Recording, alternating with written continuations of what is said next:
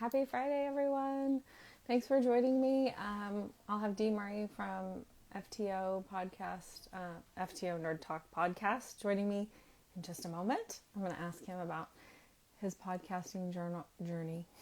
I was a guest on his podcast with the first Kickstarter for REBURN, and I really appreciated our interview, and it was a highlight. So I thought it would be fun to have Dee here and to ask him some questions for a change, since he's the person who's usually asking the question. It'd be fun to turn the tables and ask Dee some questions. He should be here in a second. Hopefully he's on his phone. Otherwise he won't be able to join me. Yay! You did it. We did it. Hello. Hey there. How are you? I'm doing all right. It's 4:30 in the afternoon here. I just picked my kids up from school. Mm-hmm. Just relaxing pretty much. You? Friday.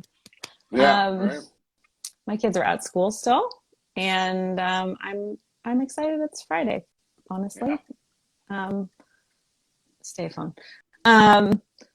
So I was just saying before you came on that you interviewed me on your podcast right when the first Kickstarter for REBURN came out, and that I really appreciated our interview, and I thought you were an excellent interviewer, and I had such a great conversation, and so I thought it would be fun to ask you some questions, because I know the basic idea of your journey, why you started podcasting, but can you explain it to me in more detail? What made you start putting your voice out there? What inspired you to do that? The voice was a whole different reason than behind the FTO by itself. I noticed a lot of folks were doing podcasts. I listen to a lot of podcasts, and but when I first started doing podcasts, I was a real stickler for perfection, making things I would hear people on other podcasts say certain things that I knew weren't accurate, and I was yelling at my radio, that's wrong, that's not correct, this is X, Y, and Z, and I told myself, you know what, I can do this. I can talk about the topics, I can talk about celebrities, I can talk about creators, all those things, and I wanted to put myself out there, and it took me a while to really get the handle of it, but I think I'm finally getting to the groove that I can do this regularly and not worry about if I'm doing it as well as I could be. Mm-hmm. So you're getting out of your own way. Pretty much, yeah. Mm-hmm. That's the key to so many things I have found with age. So how long have you been podcasting, Dee? I've been doing a podcast now for probably about 3 years. I got maybe 200 episodes right now. Yeah, I know. I'm proud of myself too. It was a long journey. It was a lot of help from a lot of different people. Shaza, my wife, Jessica, she's helped me out with this. I've had Angela and May. I currently now have Yo Nerd. A lot of different people, all different times helping me out, and doing the interviews with people like yourself has really helped me out too. It does take a group of people to do things, to continue to do things. I think to make it sustainable, it's very difficult to have enough energy ourselves to, at least for me. Just to put yourself out there and keep on doing it. I 100% agree with that. And I'm a big news guy. I think the brand is called FTO Nerd Talk, and I think nerd is on a spectrum. Mm-hmm. And I also think politics is on that spectrum. Not many people do think politics is on that spectrum. So getting yourself consumed in politics on top of everything else takes its toll. It really takes its toll after a while. I have to have boundaries with news. What that look like? Because I wouldn't know. When I feel like it's starting to make me hopeless, I have to stop. Okay. Because hope, I'm reminding myself this past week in particular, is a revolutionary act, right? And if I'm stripped of my hope, then they got me. Yeah. So I when I start to feel like, well, things are just bad and they're always going to be bad, and what's the point of it all? Then I have to stop and realign and look to more brilliant minds than mine, usually for inspiration. That helps. This past weekend, I was posting about it. I watched that whole series, Black History, they didn't teach you in school. So it's like Angela Davis and Cornel West and Nicole Hannah-Jones, and I found that really helpful listening to them, because these are questions they've considered their whole lives, their lives and their academic lives. And if Cornell can do it and Angela can do it, then I certainly, my little corner, can continue to hope. So that's what it looks like for me. Hope is tricky in my eyes. It's like a wave constantly going back and forth, and like right now I'm riding the wave pretty well. But Good. a few days ago it was pretty bad. Like I even put it on my Twitter that not 100%, not feeling myself. I blasted a lot of J-pop, a lot of anime theme songs. That helped. So you have to have your toolbox, and yours is J-pop. You know, you got to have the things that work. So I also find, like you say, having guests and speaking with people and having conversations helps. It does. I'm taking a little bit of a break from that. I have one guest in my queue that I gotta post it pretty soon. Shirley. She's been doing this for a while. She's a Latina. She's very body positive. She's plus size, and she's been doing cosplay since 2012. Nice. And it's always nice talking with folks like about their journey, like what they're doing. But sometimes it feels very therapeutic.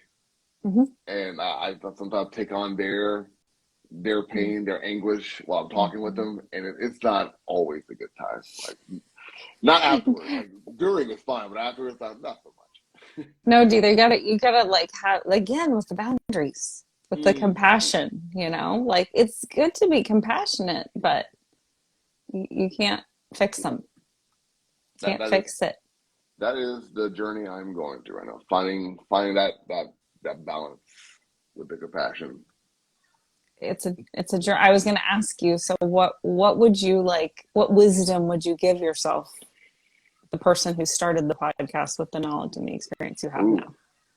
I like that. That's a good question. The question I would like, the advice I would give to myself, I wouldn't listen to it, just to throw that out there. Like, I know me. I think that's actually probably true of most of our younger selves. Like, no. Whatever, old dude. Like, all right, it's cool, man. Like, I got it, but no, thank you.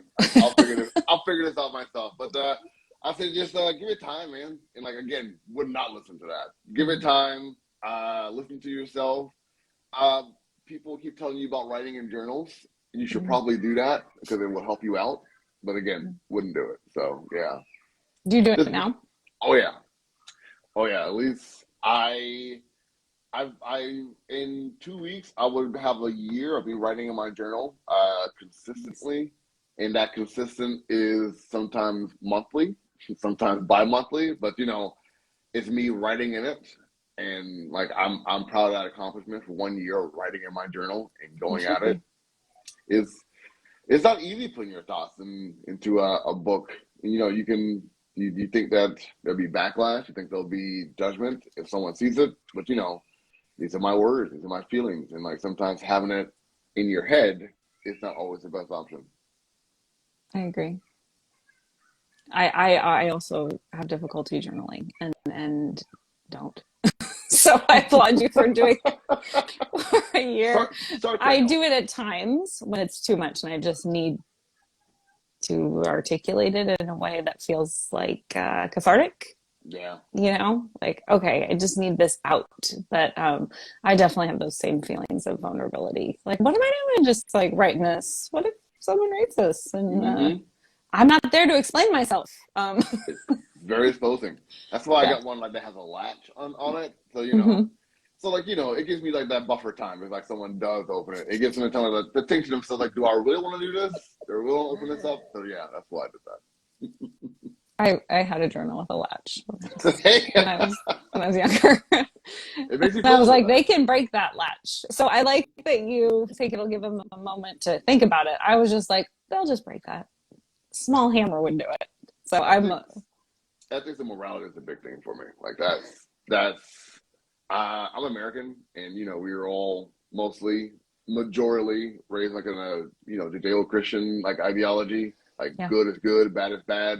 Like gray is non-existent, and I still carry that, and I don't think it's ever going to go away. But morality, ethics, altruism, that's like I live my life by that. I always try to. It doesn't always end up that way, but that's kind of like the cornerstone of who I am. I appreciated, and I was reading one, like I think your shout out profile talking about how you wanted to create a space that is like no tolerance for intolerance. Mm-hmm. And I appreciate that about your social media and your podcast. And I think it's important to articulate how essential safe spaces are in order for people to express themselves honestly. Yeah. So I appreciate that you're doing that. I think it's really powerful. I appreciate that. I can't use that word anymore because that word itself now is a connotation. So saying Powerful. saying Safe safe space. space, can't say safe space anymore because like that word has like a stigma attached to it. But I try to keep it, fun, light, neutral. I think it shows in my Mm-hmm. feeds, like that it's just good nature ribbing. I actually posted a post on Facebook a couple of days ago that someone told me was ableistic, and Mm-hmm. I immediately got rid of it, made an apology, tried like to square everything away. My base is usually pretty understanding of that, so Well, and they yeah, should be. We don't know what we don't know. And you want people to reach out to you and let you know when you've missed the mark. I do. exactly. And I think sometimes people don't speak up for fear of saying the wrong thing. But if we're doing it in the right attitude and we show that we're open to hearing from people, then I believe for the most part people are forgiving. I think a certain group of people use that whole notion of canceling to silence people. That's a that's a whole different conversation right there. No, can't cancel culture. Not that I don't like agree with cancel culture, just like that thing is taking on a life of its own also. Yes, it has, and it's Mm, used just sort of, I think, willy nilly yes. to scare people. It's like it's okay. You can talk. And if someone thinks you're an asshole, listen to why they think that. There They you might go. have a reason. If they don't, then okay. Everyone doesn't have a point. We all know they're trolls. I have no doubt you deal with your fair share of trolls. What do you do with that? I would appreciate your advice or It's insight. uh it's funny you asked me that because um I recently had that happen to me not Yes. too long ago, like a troll that I thought was a friend, Um, and the way the way I handle those situations is not easy. Is I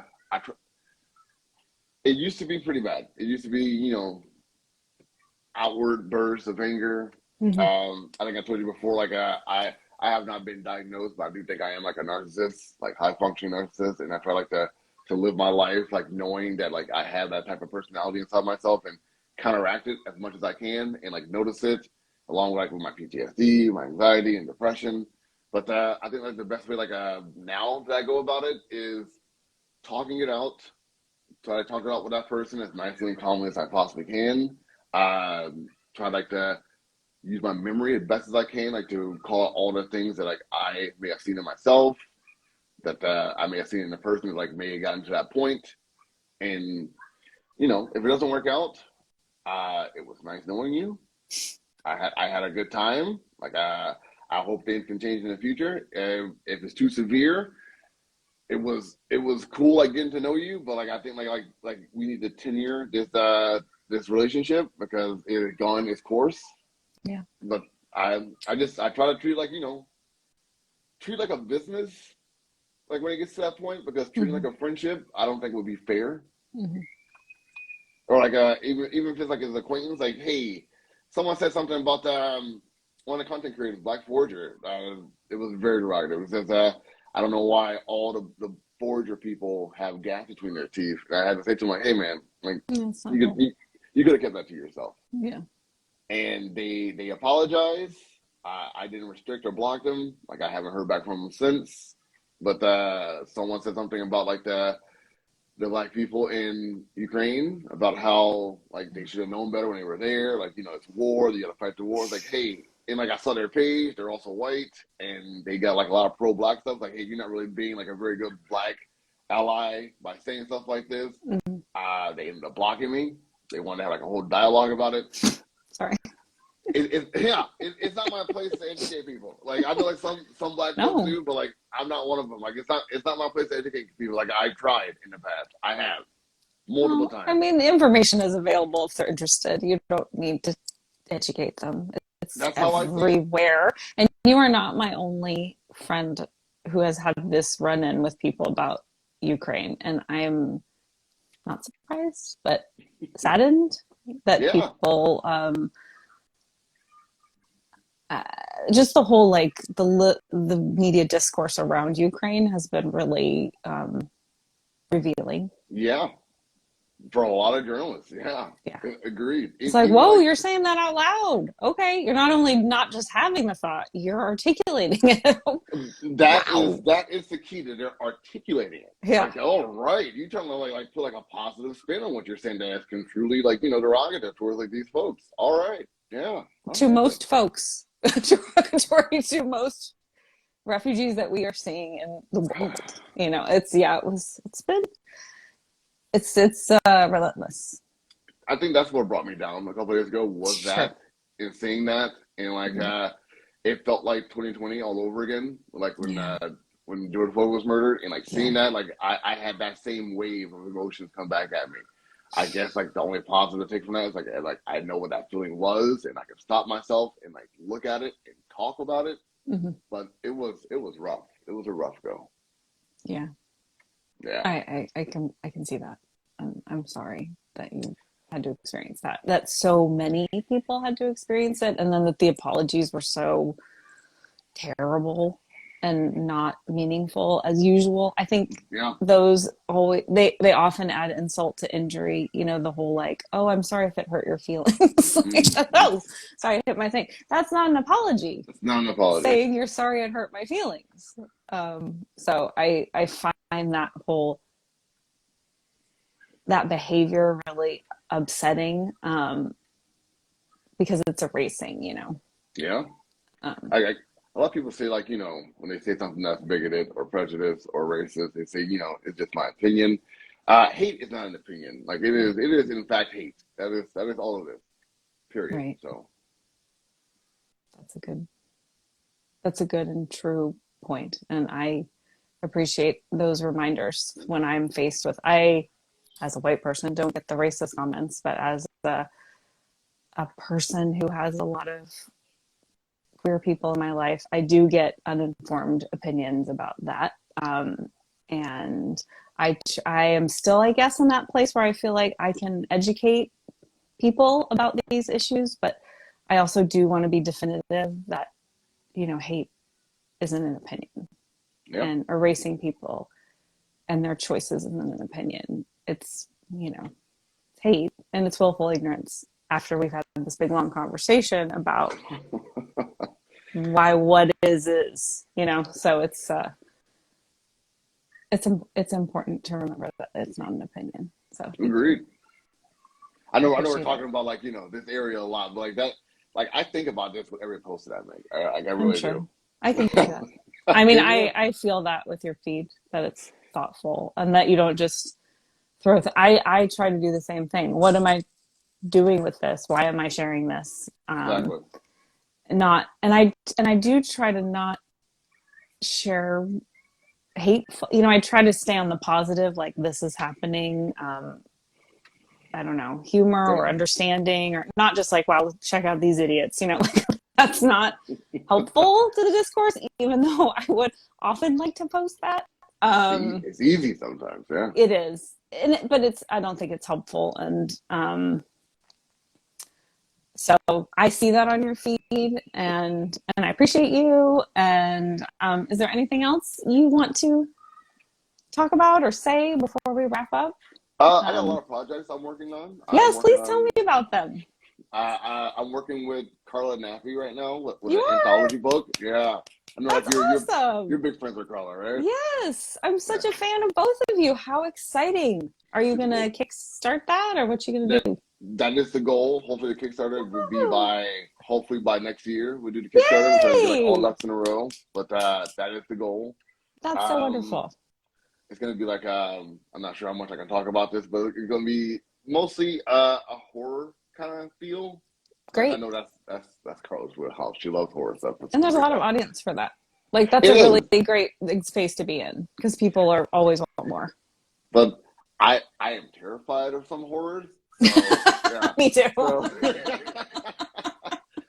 but like the worst kind of horror for me is mafia, like mafia stories. Like that is top notch, top tier like horror is mafia stories. Like because you can't escape those sometimes. And it's a little real. So like yeah, It is. that is. It is. Like Sopranos, couldn't watch Sopranos. Like this is too real for me, man. No, thank you. Mm-hmm. But I got that going on. I am partnered with Vero right now, so I do promotion with Vero, Great. talking about like the finding content creators and things like that. And I am currently in the process of talking with iHeartRadio about my podcast. Oh, I have all the fingers crossed. You and me both, dear lady. That would be amazing. You certainly deserve it. You have so much great content. So thank you. I really hope that happens. Thank you so much. I am grateful for this opportunity. I hope I didn't like dour the moment by talking about you did not the world. No such thing. It's good to talk about this stuff. I think at least me as a white woman, the more people see someone who looks like me talking about this stuff, it's good for them. They can talk about it too. It's not forbidden. It's not wrong. We got to talk about it. It goes the same for Black people and talking about, especially Black men, talking about mental health as well. So like, for sure. While I don't go to therapy, I do support people going to therapy and talking about their feelings. My reason for therapy is a whole litany of reasons, but I do think people should go to therapy and talk about their feelings and try to get it out. And if that doesn't work, try to find some type of outlet to talk about like things that are going on with you. Or Facebook groups, if that works out for you. There are a lot of safe areas in Facebook groups where you can talk about like just a certain topic of things you want to talk about. There are individuals. There is a world I've been like trying to understand a little bit more when it comes to therapy and the way a majority of men see things when it comes to the culture of entertainment and media. I'm not sure how much I can talk about that with here, but there's like a lot of thought processes that like I know it's out there, and I know like there's like also like a lot of therapy processes that are out there, and like I feel like there are stigmas attached to certain things, but I feel like when it comes to, I'm just gonna say it, when it comes to therapy, there's also sex therapy out there, and like a lot of men like suffer from like misogynoir. That's out there as well. I do think like that could be an option for some people. Like I really do. That may be taboo, maybe like, unheard of, but I do think like that's an option that like a lot of people should probably venture into. Into sex therapy? Is that what you're saying? Yeah. I don't want to misrepresent. So, I think there's probably a lot to discuss there that I am not qualified to discuss, but I think that there is a lot of misogyny and misogynoir for sure. Yes. And we see it in our media, 100%. And what is considered sexy is often violent and abusive. Agreed. So I think, yes. I do believe like if we had like the proper people talking about it with a certain type of people, like we may have like a bit of a change. Although I think every person should have their own therapist. That's a whole different conversation also. So. But I definitely feel more comfortable talking about things publicly once I've talked about them with a trusted person or therapist or group. Agreed. You don't want to like try it out for the first time publicly. Oh, okay. Ooh. So furries, right? That's a cool thing, isn't it? Furries, yeah. No, we don't talk about this in public. Okay, got it. Right. So it's good to have people who we can work it out with. So exactly. Yeah. Well, it was a pleasure. It's It always a was. pleasure. And I have so much, I'm really excited about what's coming up for you. And I hope it comes up roses. I love it when people I know are successful because I think that gives me personally a lot of hope because it's like, oh, look, this is wonderful. I know this person, they work hard, they care. Look at what's coming their way. It's very life affirming. So That is how I am taking this. Like honestly, that's exactly how I'm taking this approach. I have stopped comparing myself to others because like comparison is thief of joy. it is. And like you know what, someone even if I don't like that person, like hey, that person's doing great. I am very happy for that person. I hope they keep on succeeding. I Mm-hmm. know that like some things that I said and done like really help them move forward in what they're doing. And like if they're doing that from things that I said and done for them, like that means that I can do what I'm doing also and keep going forward as well. So That's right. just keep on being positive. That's right. Let the negative in. Embrace the negative. Talk to the negative. But keep on being positive and focus on things that matter. Agreed. Speaking of, go enjoy your children who are Thank home you. for Friday and have a lovely weekend. And thanks for taking the time to talk to me, Dee. It was lovely to see you. And whoever's watching this, check out REBURN. Make sure you support the Kickstarter and show some Yeah, love. this month, Kickstarter coming. There you So, go. okay. Thank you. Thank you. Take care. Bye. You too.